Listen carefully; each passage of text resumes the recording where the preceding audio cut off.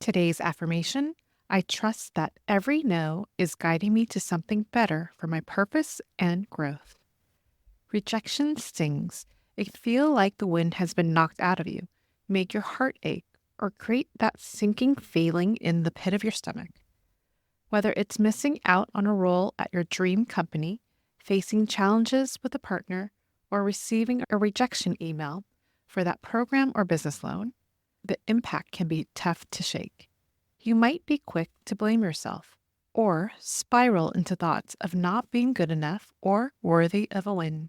But before letting your inner critic take over, I want to share 3 ways to approach rejection that shifts the focus towards bouncing back rather than the fall down.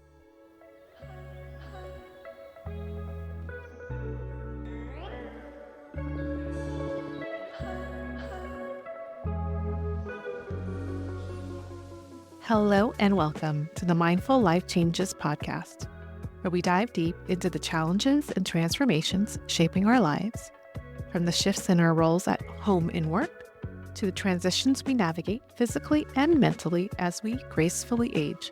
I'm your host, Valerie, a career change guide and mindfulness enthusiast. Seeing rejection in a positive light can feel counterintuitive. How could disappointing news, sadness, or frustration possibly be positive? Well, maybe not right away. It's completely natural to feel down or sad at first. Let yourself have a good cry, scream into a pillow, or take some time alone to process and release that initial wave of negative energy. I actually have an episode that's dedicated to releasing negative energy out of your system. I'll put the link in the show notes for episode 61. What's essential, though, is not letting those negative thoughts take root and make you question your intelligence, worthiness, or value. Rejection isn't the end. It's often a signal of one of these 3 things. You weren't ready or equipped, the rejection was protecting you, or there's something even better waiting for you. Let's break down these possibilities. Number 1, you weren't ready or equipped yet. Sometimes rejection is a simple sign that you need more time or experience to truly succeed in what you're aiming for. Sometimes rejection is simply a sign that you need more time or experience to truly succeed in what you're aiming for. Maybe there's a specific skill or emotional strength that you need to develop to thrive in that role, relationship, or opportunity. Instead of seeing rejection as a closed door, view it as a nudge to level up. Is there a skill or certification that can make you more competitive? Take a moment to assess where you can improve. If you weren't selected for a role, let's say, consider asking the hiring manager for feedback. It's always worth it if the opportunity arises. When I was changing careers, I faced a lot of rejections. Yet I always asked for feedback. Knowing where I can improve or gain more experience provided valuable insight on what to focus on next. With this approach, you can turn any rejection into a positive learning experience. Number 2, the rejection was protecting you. Sometimes rejection is like a built-in safety net, protecting you from a potentially toxic or no-win situation. Not every opportunity, role, or relationship is as good as it seems on the surface. Trust that no could be saving you from unnecessary stress, burnout, or even harm. Remind yourself this no is helping you to make space for something healthier and more aligned with you, who you are, and what you truly want. And number 3, there's something better waiting for you. When a door closes, it's often because a better one is just around the corner. The universe might be steering you toward even greater opportunity than that aligns more deeply with your purpose. Remind yourself that timing is key. Sometimes the most rewarding paths reveal themselves after we let go what wasn't meant to be. Be open to exploring unexpected paths that come your way and try to be less rigid about what success looks like. Embracing this mindset helps shift your focus for what you've lost to be what's possible. So you weren't ready or equipped yet. the rejection was protecting you, or there's something even better waiting for you.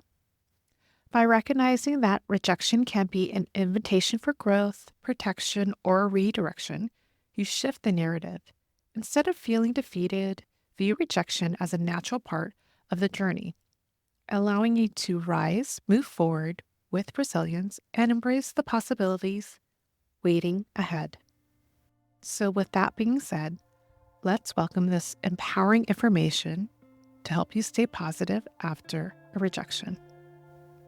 We'll start our affirmation practice by priming your mind and body so you'll be open to this affirmation. Take a deep and cleansing breath in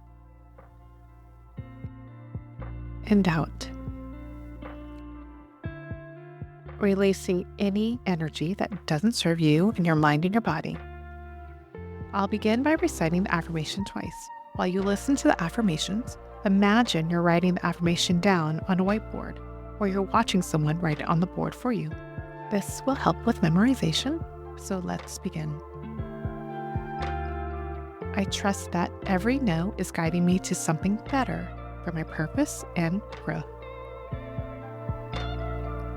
I trust that every no is guiding me to something better for my purpose and growth. I'll repeat the affirmation again, but this time I want you to repeat it out loud to yourself so you can make a connection. I trust that every no is guiding me to something better for my purpose and growth.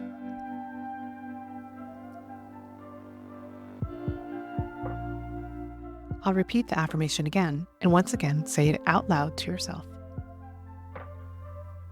I trust that every no is guiding me to something better for my purpose and growth.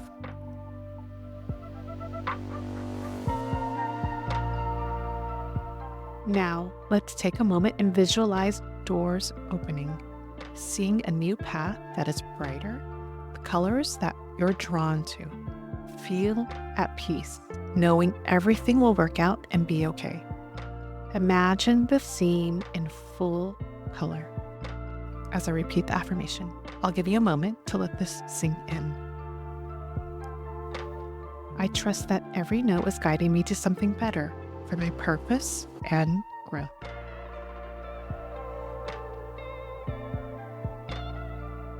I'll repeat the affirmation one last time. I trust that every no is guiding me to something better for my purpose and growth.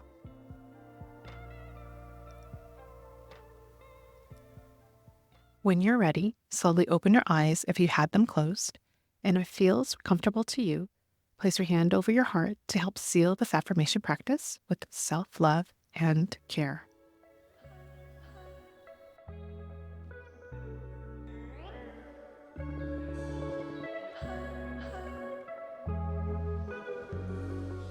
This affirmation is yours to recite and practice for at least 21 days once a day. It's most effective when you wake up in the morning before you start your day, or at night before you go to sleep, for 21 days in a row. To deepen your affirmation practice, consider making your affirmations sticky. This is an acronym that helps you craft a more sustainable and effective affirmation practice. Refer back to episode 1 where I walk you through this method. You can write down the affirmation on a sticky note and place it on your laptop or work area or bathroom mirror as a daily reminder that it's just a process and everything will work out. Or transform this affirmation into a mantra. I trust that every no is guiding me, and repeat it to yourself while going for a run or a walk, meditating, or getting ready for the day. There is no better way to develop a healthy habit than setting yourself up for success. Subscribe to this podcast and bookmark this episode so you'll have it handy whenever you need a quick guide to this affirmation. If you found this episode helpful, please share it with a friend or family member who may be facing rejection and could use some positive affirmation and support. Or show your appreciation by giving us a rating wherever you're listening to this podcast. Your support will help other midlifers discover our content, allowing this podcast to grow and blossom. Thank you for sharing this time and space with me. Every moment you dedicate to being mindful is a step towards a more fulfilled and vibrant life. Keep embracing your midlife journey with an open heart, and remember, you are not alone in this. I look forward to our next mindful gathering. I'll talk to you soon.